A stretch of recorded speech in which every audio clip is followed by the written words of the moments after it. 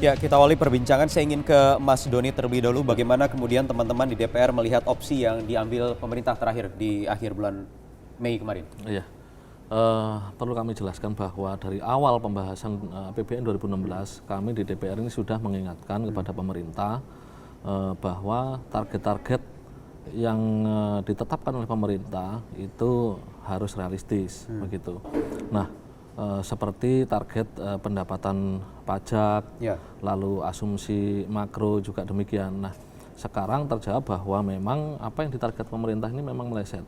Nah, namun ada upaya-upaya yang dilakukan pemerintah untuk menutup daripada defisit anggaran ini, begitu, Mas. Jadi termasuk saat ini pemerintah sedang menggodok dengan DPR itu masih digodok di Panja. Menggodok rancangan undang-undang tax amnesty, begitu. Nah, tentunya kami di DPR, saya juga selaku anggota Panja daripada tax amnesty juga melihat bahwa sebenarnya memang boleh-boleh saja pemerintah mengandalkan daripada penerimaan negara dari tax amnesty ini, tetapi membahas rancangan undang-undang tax amnesty ini juga tidak seperti membalikan telapak tangan, begitu kan. Banyak sekali pembahasannya pun sekarang juga betul, masih belum jelas, nanti juga hanya punya waktu bukan belum jelas tetapi on progress. On progress. Ya. Itu. Tapi ada opsi yang paling bisa diambil saat ini adalah memangkas anggaran sejumlah kementerian dan lembaga hingga nilai total lebih dari 50 triliun rupiah. Ya. Itu juga sebenarnya pada saat itu memang kita sudah mengingatkan bahwa ada dua opsi yang harus dilakukan oleh pemerintah. Yang pertama, apabila memang pendapatan tidak tercapai, yang pertama adalah menambah hutang. Satu itu. Kedua, apabila opsi itu tidak diambil, otomatis opsi yang berikutnya adalah memotong belanja negara. Nah, ini memang dua-duanya juga ada risiko, begitu kan. Nah, jika memotong belanja negara, otomatis pengaruhnya itu sedikit banyak akan berimbas pada pertumbuhan ekonomi, begitu kan. Nah, untuk itu kami sebagai partai pendukung pemerintah dalam hal ini juga berusaha semaksimal mungkin bagaimana untuk mengatasi masalah ini, begitu. Ya, artinya semua pilihan berisiko, Bu Eni, tetapi yang dipilih the best choice lah. The best choice. Menurut Anda?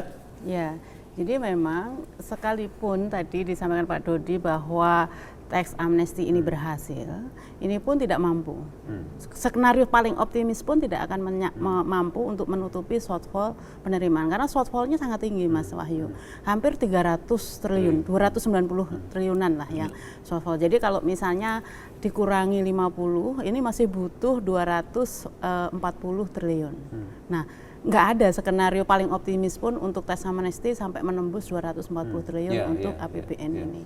Itu pun juga nanti kalaupun selesai di akhir Juni, nanti Juli baru efektif regulasinya, juga nggak serta-merta Juli langsung masuk, padahal kan kebutuhannya ini segera untuk eksekusi anggaran. Nah, sekarang pilihannya adalah bahwa pemerintah memang harus realistis betul, itu kata kuncinya. Dan ini harus menjadi mindset dari pemerintah pusat sampai pemerintah daerah. Artinya realistis sekarang menyisir betul anggaran-anggaran mana yang masih bisa dihemat gitu. Karena begini, kalau menambah hutang resikonya adalah crowding out. Itu lebih bahaya karena begini, pemerintah ini kan mau setengah mati dipacu berapapun belanjanya, paling kontribusinya tidak lebih dari 10%, bahkan hanya 8% terhadap pertumbuhan ekonomi.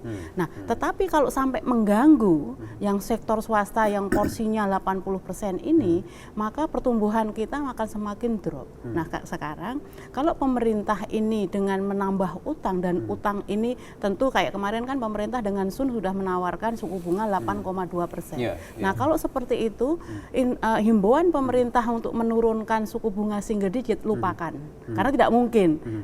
Ini karena tadi berdampak kepada resource atau source dari perbankan untuk dana dari masyarakat. Jadi sekarang ini problemnya dana masyarakat yang terserap ke perbankan ini sudah drop.